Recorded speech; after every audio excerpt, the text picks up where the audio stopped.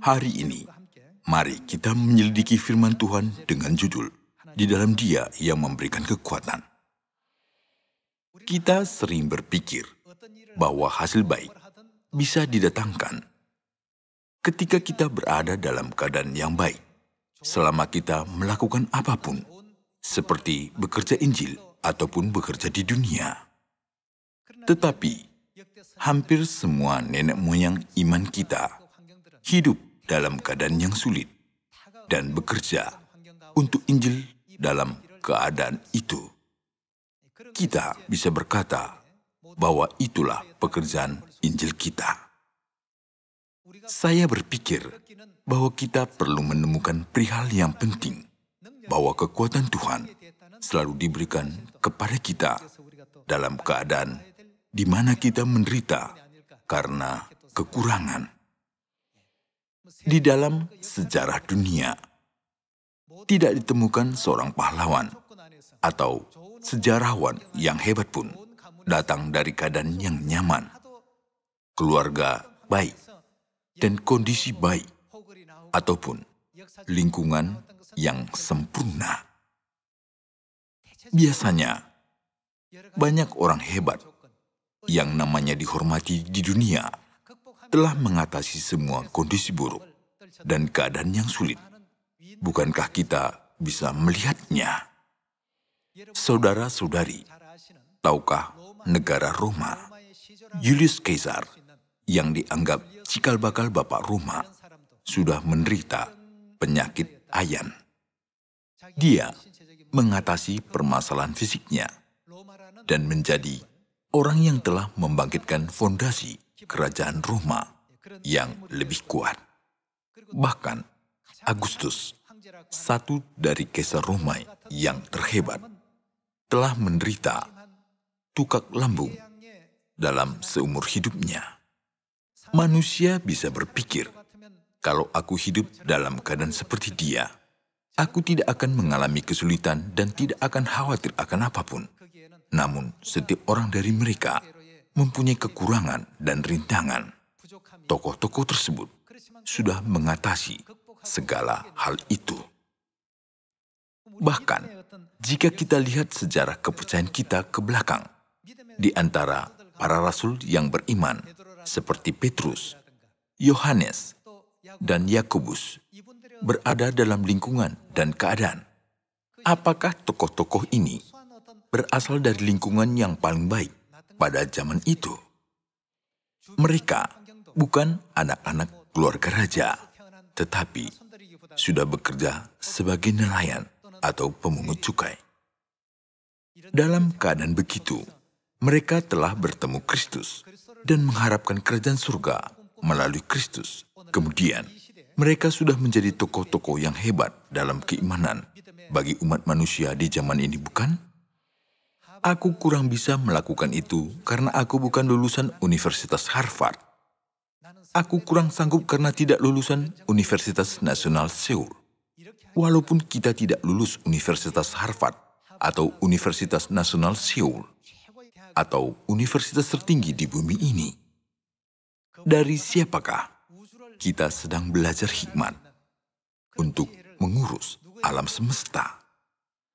Lulusan Universitas Harvard dan Universitas Nasional Seoul, mereka semua belajar dari manusia tentang ilmu-ilmu untuk tinggal di bumi ini. Apa yang sedang kita pelajari sekarang? Semua hukum-hukum di mana kita hidup di dunia dimensi yang luas dan alam semesta yang luas. Bukankah kita sedang mempelajari jalan itu sekarang? Jadi, semua kekuatan diberikan oleh Tuhan. Kita perlu percaya bahwa segala perkara dapat kita tanggung di dalam Dia yang memberi kita kekuatan. Tidak melihat kekurangan yang kita miliki, tetapi melihat kekuatan Tuhan yang mengisi kekurangan kita itu. Mari kita buka mata rohani untuk melihat. Mari kita baca Keluaran pasal 4 ayat 1. Lalu sahut Musa, "Bagaimana jika mereka tidak percaya kepadaku dan tidak mendengarkan perkataanku, melainkan berkata, Tuhan tidak menampakkan diri kepadamu. Seperti yang kita lihat, Musa diperintahkan Tuhan untuk membebaskan bangsa Israel dari tanah Mesir. Mendapatkan perintah. Pada saat itu, Musa berpikir dia tidak memiliki kuasa dan kekuatan untuk menuntun bangsa itu. Dia berpikir tidak memiliki kemampuan dalam memimpin. Dan lagi pula, itu adalah adegan di mana Musa berpikir dia kurang pandai berbicara dan memohon kepada Tuhan untuk membatalkannya dari posisi pemimpin yang akan menuntun bangsa Israel di hadapan Tuhan. Mari kita lihat tugas apa yang diberikan Tuhan kepada Musa terlebih dahulu di dalam pasal 3 sebelum belajar pasal 4. Keluaran pasal 3 ayat 9 kita baca. Sekarang seruan orang Israel telah sampai kepadaku. Juga telah kulihat betapa kerasnya orang Mesir menindas mereka. Jadi sekarang pergilah, aku mengutus engkau kepada Firaun untuk membawa umatku, orang Israel, keluar dari Mesir. Tuhan menjelaskan alasan mengapa dia telah memanggil Musa. Ayat 11. Tetapi Musa berkata kepada Allah, "Siapakah aku ini? Maka aku yang akan menghadap Firaun dan membawa orang Israel keluar dari Mesir. Bagaimana orang yang seperti aku ini bisa melakukan pekerjaan besar itu? Aku tidak berani melakukan ini, dan saya tidak dapat menjadi orang yang seperti itu." Dia berkata kepada Tuhan. Ayat 12. Lalu firman-Nya, "Bukankah aku akan menyertai engkau? Inilah tanda bagimu bahwa aku yang mengutus engkau. Apabila engkau telah membawa bangsa itu keluar dari Mesir, maka kamu akan beribadah kepada Allah di gunung ini." Dengan cara ini, Tuhan berkata kepada Musa, "Pergilah dan tuntunlah semua bangsa Israel." Musa berkata kepada Tuhan sekali lagi. Pasal 4 ayat 1. Lalu sahut Musa, "Bagaimana jika mereka tidak percaya kepadaku dan tidak mendengarkan perkataanku? Bagaimana jika bangsa Israel tidak menyetujui aku sebagai pemimpin mereka? Walaupun Tuhan mengirim aku kepada mereka, bagaimana jika mereka tidak mengakui aku, karena tidak tahu engkau mengutus aku?" Kata Musa kepada Tuhan dan khawatir. Tuhan tidak menampakkan diri kepadamu. Ayat 2. Tuhan berfirman kepadanya, "Apakah yang di tanganmu itu?" Jawab Musa, "Tongkat." Firman Tuhan, "Lemparkanlah itu ke tanah." Dan ketika dilemparkannya ke tanah, maka tongkat itu menjadi ular, sehingga Musa lari meninggalkannya. Tetapi firman Tuhan kepada Musa, "Ulurkanlah tanganmu dan peganglah ekornya." Musa mengulurkan tangannya, ditangkapnya ular itu, lalu menjadi tongkat di tangannya. Dalam cara ini Tuhan berkata kepada Musa, "Bahkan pada saat aku mengutus kamu, aku memberikan kemampuan ini kepadamu." Dia mengingatkan Musa akan hal itu. Tuhan berkata, "Aku telah memberikan kemampuan ini kepadamu." Kemudian dia bertanya, "Apa yang ada di tanganmu?" Tongkat. Tongkat itu adalah sebuah benda biasa yang hanyalah alat saja. Tetapi ketika Tuhan memerintahkan untuk melakukan itu, apakah buktinya? Bagaimana Tuhan melakukan kekuasaannya? Bukti bahwa Tuhan memberi kekuasaan kepadanya. Misalnya, dalam sebuah keluarga ada anak yang kurang mampu. Anak itu masih berumur 5 ataupun 6 tahun. Adakah orang tua yang memberi kunci mobil kepadanya dan berkata, "Anakku, kemudikanlah mobil sampai ke supermarket"? Ketika dia cukup bisa melakukannya, orang tuanya akan menyuruhnya. Jadi kalau Tuhan menyuruh untuk kita melakukan suatu pekerjaan, maka itu akan menjadi sebuah bukti bahwa Tuhan telah membuat segala keadaan untuk kita melakukan pekerjaan itu, bukan? Seperti yang tadi kita baca, ketika Tuhan bertanya kepada Musa, "Apakah yang di tanganmu itu?" Musa menjawab, "Ini tongkat." Tongkat itu tidak memiliki kekuatan apapun. Tongkat itu hanyalah sebuah benda yang bisa bergerak, yang mengandalkan kekuatan Musa. Tetapi tongkat itu berubah menjadi ular ketika Musa melemparnya ke tanah, seperti yang difirmankan Tuhan kepadanya. Musa takut melihatnya dan mau menghindarinya. Tuhan berkata kepadanya, "Peganglah ekornya." Ketika Musa menangkapnya, itu menjadi tongkat. Walaupun perkara ini kecil, Tuhan telah menanam kehendaknya dalam perkara ini. Jangan khawatir sedikit pun, tetapi lakukanlah apa yang kukatakan kepadamu, karena aku memberikan kekuatan kepadamu. Saudara-saudari, kita banyak kekurangan seperti Musa. Musa sebenarnya sudah diberikan posisi kepemimpinan dan mendapat banyak hikmat dari keluarga kerajaan Mesir.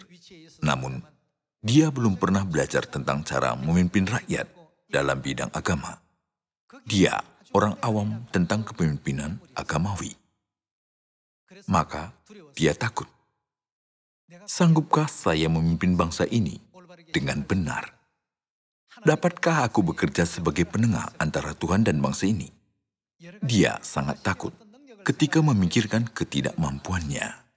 Tetapi kita harus mengingat selalu bahwa pada saat Tuhan menyuruh memerintahkan untuk melakukan sesuatu, Dia juga memberikan kepada kita kekuatan dan bermaksud bahwa hasil baik tidak selalu datang dari keadaan yang baik. Walaupun dalam keadaan lingkungan yang tidak nyaman, lingkungan yang sulit, dan semua jenis hal-hal yang buruk. Di antaranya, semua anak-anak Sion harus percaya bahwa Tuhan pasti juga memberikan kita kekuatan untuk mengatasinya dan menang. Mari kita baca Filipus pasal 4 ayat 13. Segala perkara dapat kutanggung di dalam Dia yang memberi kekuatan kepadaku. Rasul Paulus mengatakan perkataan ini bukan karena hatinya sombong. Dia berkata, "Karena Tuhan yang memberikan kekuatan kepadaku, saya sendiri tidak dapat melakukan apapun.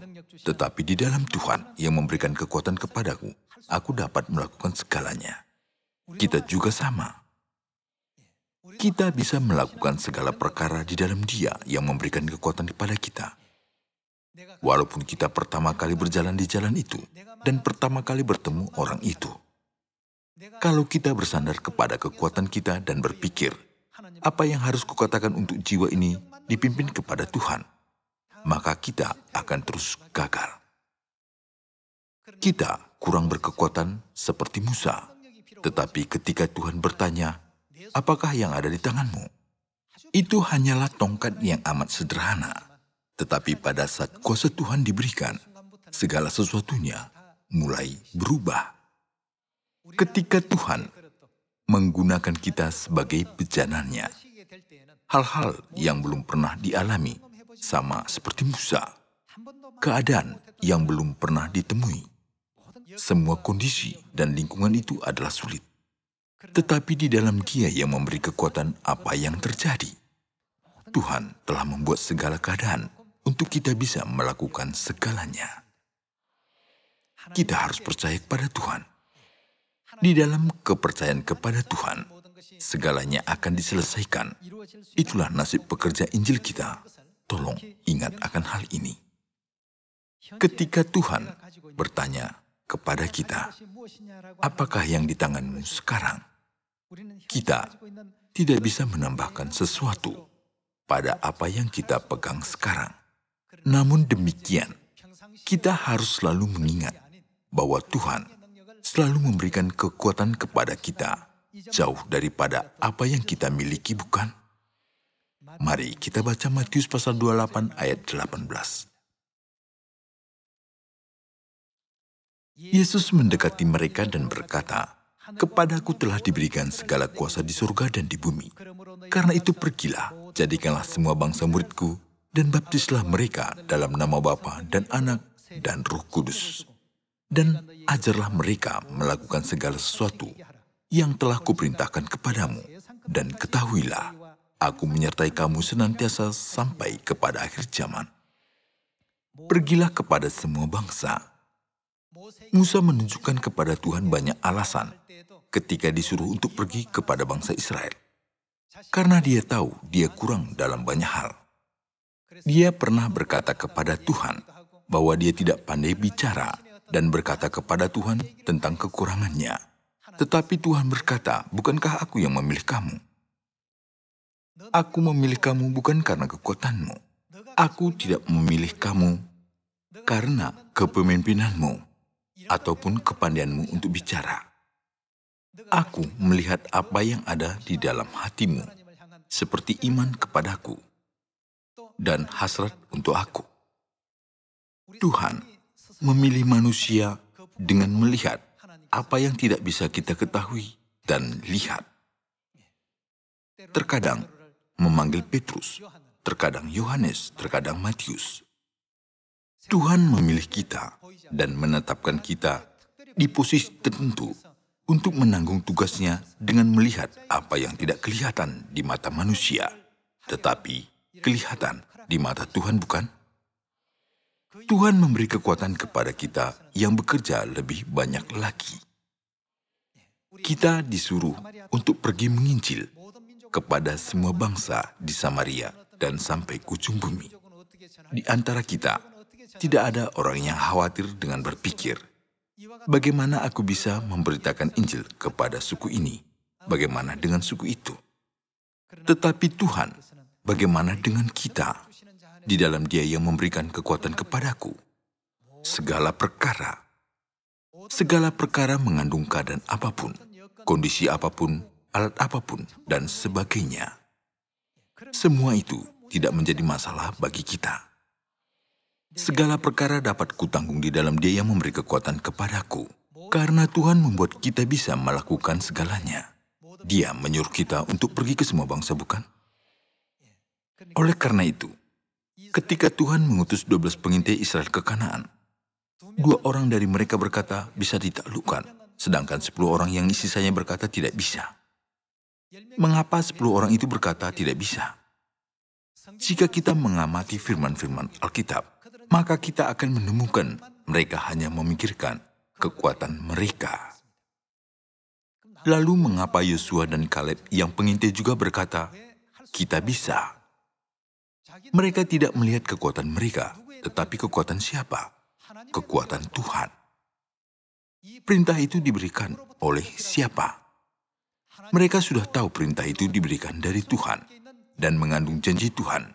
Jadi mereka percaya bahwa itu pasti bisa dan melakukannya.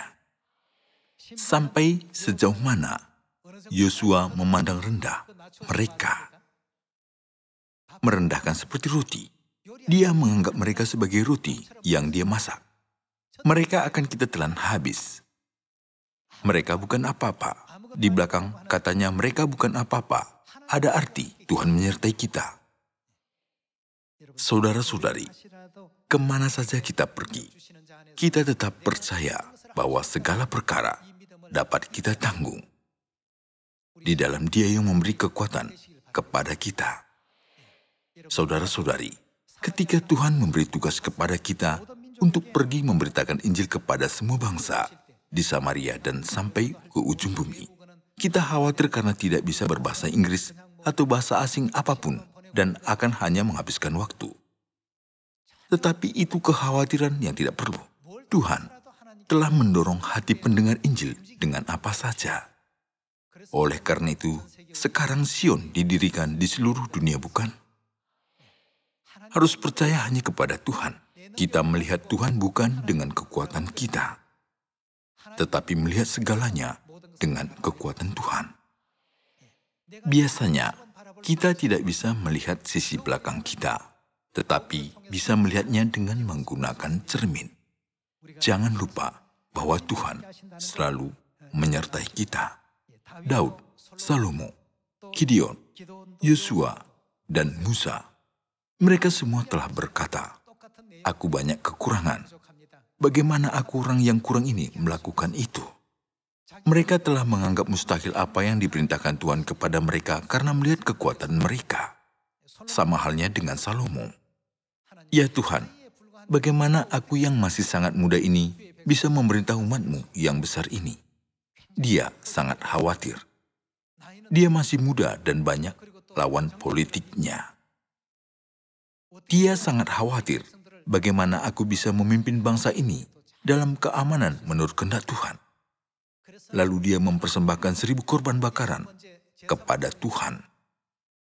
Sesudah itu, Tuhan muncul dalam mimpi Salomo dan berkata, "Apa yang kamu inginkan? Kamu sudah mempersembahkan 1000 korban bakaran kepadaku. Kamu pasti menginginkan sesuatu. Apakah itu?" "Ya Tuhan, aku masih sangat muda. Bagaimana aku bisa memerintah umat-Mu yang besar ini?" Pada waktu itu, raja harus menjatuhkan keputusan atas pengadilan yang sulit.